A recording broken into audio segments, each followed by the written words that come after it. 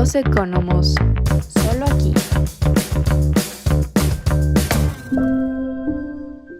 Bienvenidos a todos nuestros oyentes a este su podcast, Los Economos, el favorito de todas las personas interesadas en la economía y su historia. Pero bueno, empecemos. El día de hoy vamos a tocar un tema súper interesante que es el pensamiento económico en el siglo XVII y XVIII.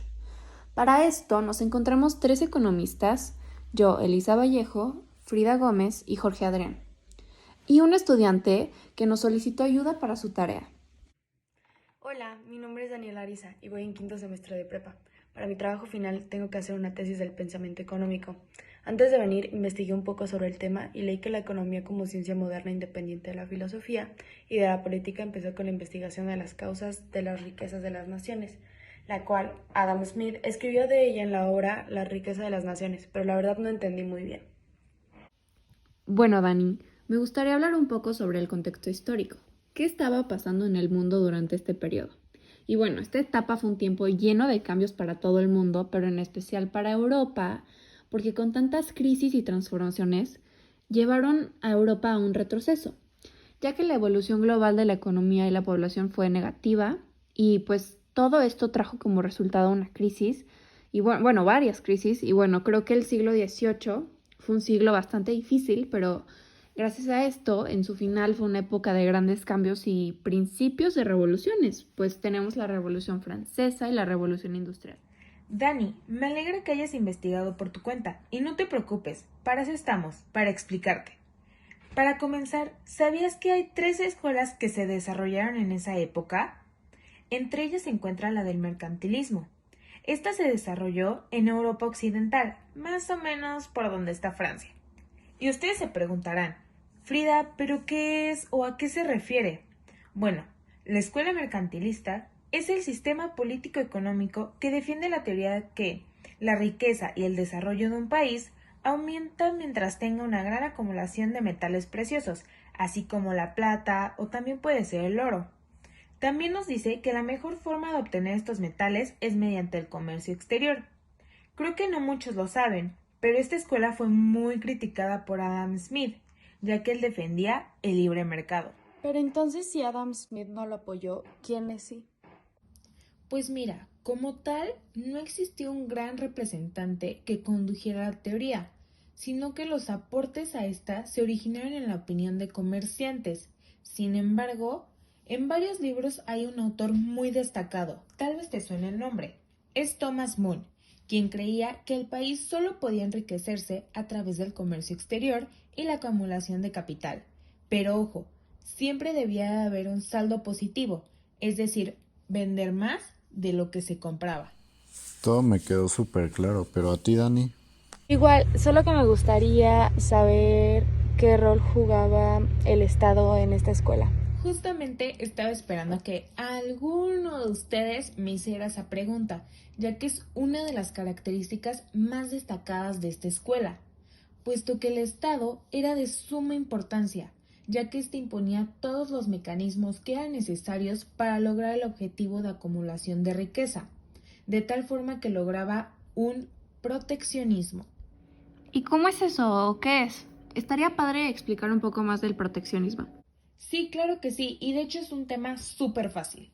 El proteccionismo es aquel que tiene como finalidad proteger a la industria nacional ante la competencia del extranjero con la aplicación de aranceles. La verdad es que a algunos les causa conflicto escuchar esta palabra, pero ahorita que les diga qué significa me van a entender. Hoy en día es lo que conocemos como tarifas. Entonces, es una situación donde el Estado dice, yo cuido lo mío, que me compren a mí lo que yo produzco, pero si hay chance de meter una que otra cosilla que yo no tengo, lo voy a meter para que así obtenga riquezas. No inventes, o sea, yo escuchaba mercantilismo y me imaginaba algo súper complejo. No, y es que eso no es todo. Si recuerdan, Frida dijo 3 escuelas y ahorita ya es mi turno de explicar la escuela fisiócrata, que es la segunda de este pensamiento económico y en lo personal se me hace una escuela súper interesante. ¿Físico qué? ¿Escuela fisiócrata o fisiocracia? Sí, fisiocracia. fue una corriente económica, pero también fue una escuela de pensamiento económico que fue fundada en el siglo XVII por el economista François Quesnay. Y bueno, literalmente fue creada como respuesta a lo que nos acabas de exponer, Frida, sobre el mercantilismo y pues toda su ideología. Ah, neta. Oye, pero ¿qué onda con la ideología que tenían los fisiócratas? Pues mira, las ideas principales fueron básicamente la ley natural, que el Estado no tenía nivel en el entierro dentro del mercado, porque pues este ya tiene un buen funcionamiento por su propia regulación, literalmente, y la agricultura como fuente de riqueza era su otra idea principal, que básicamente establece que la tierra era la única y exclusiva fuente de producción y bueno, por lo tanto de riqueza, por lo que literalmente la agricultura se consideraba como el único trabajo rentable económicamente. Pues al Chile yo solo había escuchado algo de la propiedad privada y unas cosas de los impuestos, pero cuéntame lo que sepas, suena pues, muy interesante. No, pues sí, es que esos son dos de sus principios, porque tenían cuatro.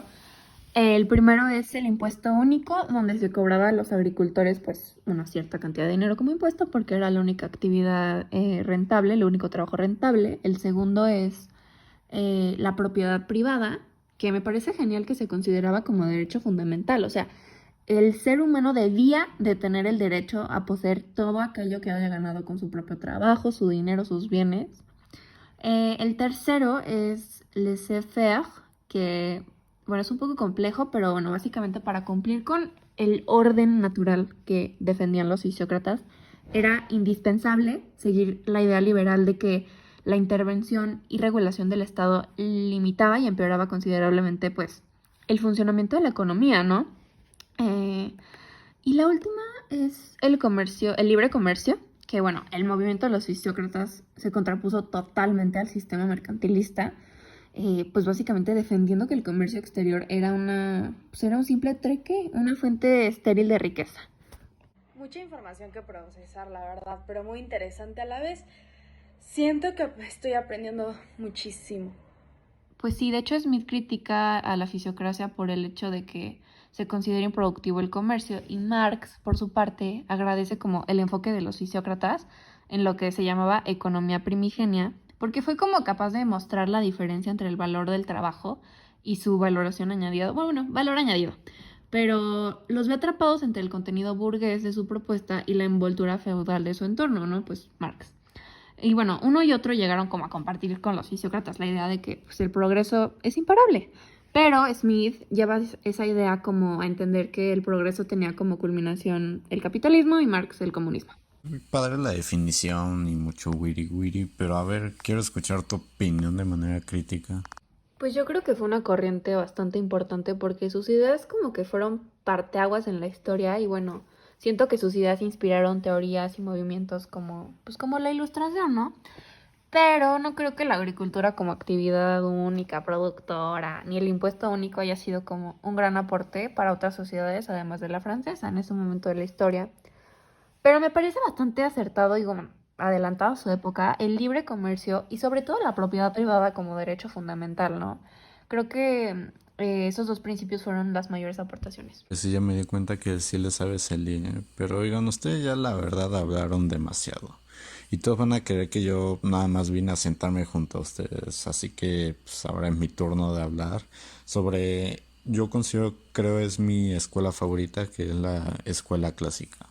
Oye, Jorgito, es que sobre esta ya no sé mucho. Como les dije, la que más me gusta es del mercantilismo y la neta, a las demás no les sé. Entonces, ¿crees que nos la podrías explicar más a detalle?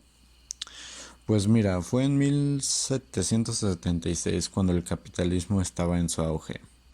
En este año, Adam Smith publicó su investigación sobre la naturaleza y causas de la riqueza de las naciones y terminó, si no mal recuerdo, en 1871 cuando, perdónenme por los nombres, pero yo soy malo, no soy bueno pronunciándolos. Cuando Stanley Gibbons, Karl Manger y Leon Wallace publicaron cada uno su parte, obras que expresaban las teorías neoclásicas. Y cuando me puse a leer sobre esto vi que todas las páginas o todos los sitios donde estaba leyendo Mencionaban 5 principios, los cuales son la ley de los rendimientos decrecientes, la ley de la ley de la ventaja comparativa, la noción de la soberanía del consumidor, la importancia de la acumulación de capital para el crecimiento económico y por último, el mercado como un mecanismo para conciliar los intereses de los individuos con la sociedad. Oye, Jorge, ¿y sus pensamientos era igual que en alguna que ya mencionamos, no? Pues la verdad noté pequeñas similitudes con la fisiocracia, pero esta escuela contrastó ideas del mercantilismo. Pero el mero mole de la escuela clásica era que creían en el libre mercado como el sistema más eficiente de asignación de recursos escasos, atribuyéndole cierto paralelismo con el funcionamiento de la naturaleza. ¡Hala! Entonces tu escuela sí trajo muchos cambios, tanto sociales como económicos. No, hombre, y los que faltan, ya que gracias a representantes como Adam Smith, David Ricardo, Thomas Malthus y JBC, se lograron aportaciones como la teoría del valor, la teoría de la distribución y el papel del Estado en la economía. Vaya que el día de hoy todos aprendimos de todo un poco. Veníamos a apoyar a Dani con su tarea y al final tanto Elisa, Jorge y yo aprendimos, ¿o no? Yo diría demasiado. Muchas gracias a los tres por explicarme de forma tan clara. Definitivamente me irá muy bien en mi tarea. Me sirvió mucho escucharlos ya que me permitieron abrir mi mente y logré entender los pensamientos de cada escuela, con sus similitudes y diferencias. Sí, la verdad es que es muy interesante hablar de estos temas pues, con diferentes personas porque así conocemos pues, los diferentes puntos de vista o sus preferencias, ¿no? O sea, qué escuela les gustaba más. A mí me encanta hablar con diferentes personas de estos temas. Muchas gracias a ti por venir, Dani. Ya en el siguiente episodio nos contarás cómo te fue en tu examen. Y muchas gracias a todos nuestros oyentes que están aquí hoy. Que tengan un excelente día. Esto fue Los Economos con Frida Gómez, Elisa Vallejo y Jorge Adrián Cristiani.